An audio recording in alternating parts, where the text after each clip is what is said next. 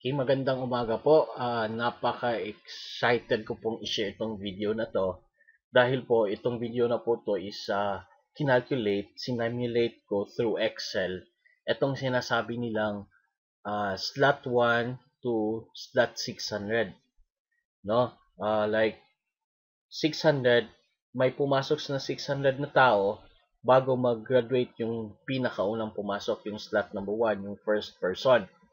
And i-explain ko rin po yung sinatawag nilang safety net number 1 at safety net number 2. Actually po, nung ginawa ko to, nung nag-simulate ko, inisa-isa ko talagang in-entry. Kung mapapansin nyo, ito, iniisa-isa ko talaga yan, in-entry.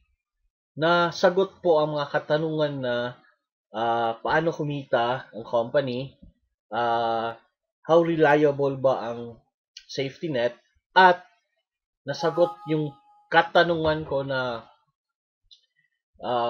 paano nagawa ni NBO na mag-last ng 5 months. Actually, going 6 months na. Magfe-February na. And ibang company na nagganito, nag-monoline system, 1 month lang. Diba? So, eto, napaka-brilliant po and i-explain ko po sa inyo. No? So, I have here the Excel format.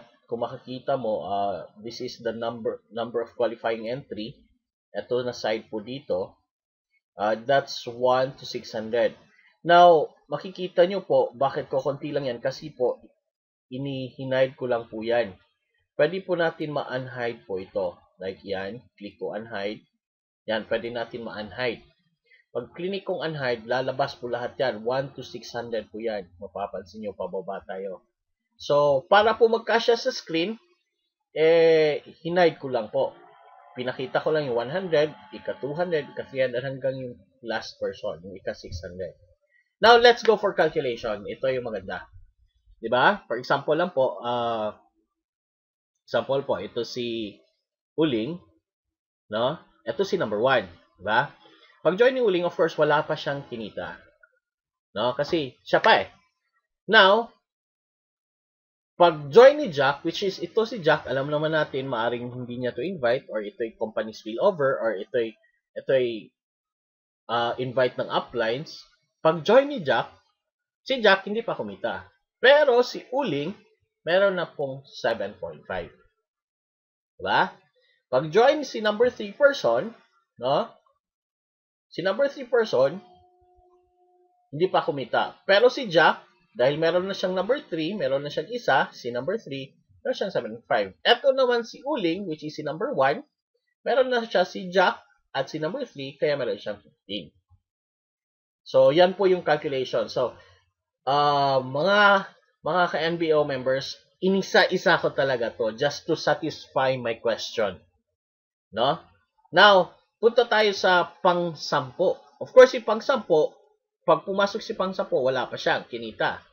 No? Now, pero, pagdating ni number 11, kumita na si number 10. Yan.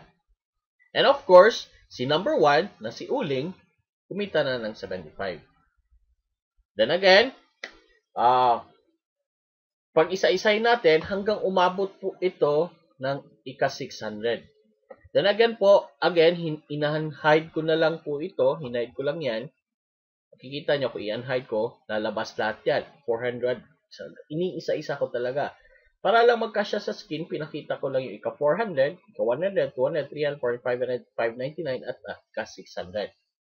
Now dito, sa ika-600 na tao na pumasok, makikita nyo, ang income ni number 1, yan po, si number 1, diba? Ito si number 1, umabot na siya ng 4,500. Meaning, pagpasok ng ika-600 na tao, si number 1, lumabas. Siya yung nag-graduate. Diba? So, ito po yung system nila. 1 to 600, pagpasok sa 600, graduate si number 1. So, napaka-brilliant po. Now, of course,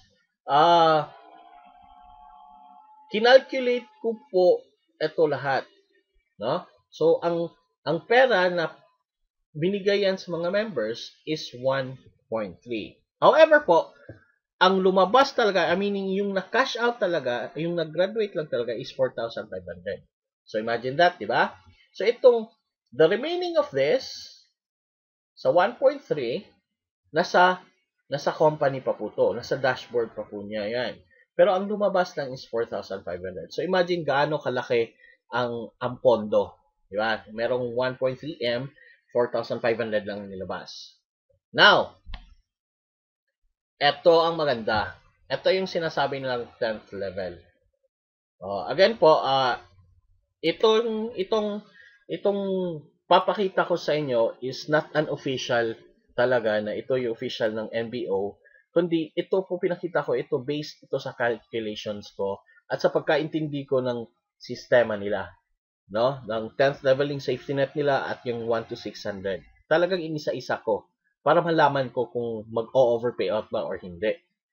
Now, based sa 10th leveling po, balik po tayo. Okay na, ito hindi po official but this will give you picture how the safety net na napaka-importante sa monoline works. So, dito po sa 10th level, balik po tayo, ang sabi kasi, every 10th na tao, yung pang-sampo, mo, ikaw na-join, tapos pang-sampu mo, yung income ng pang-sampo, instead, ibibigay yan sa tao, ibibigay yan sa'yo, yung income niyan, ibabato yan sa company. So, ang tanong, sa 600, sa first 600 na nag-join, ilang sampu meron dyan? Diba? Like sa'yo, sa first level, like sa akin, ito si Uling. Siyempre, umabot ako ng 600 na tao na nag-join. Now, ilang sampu yan?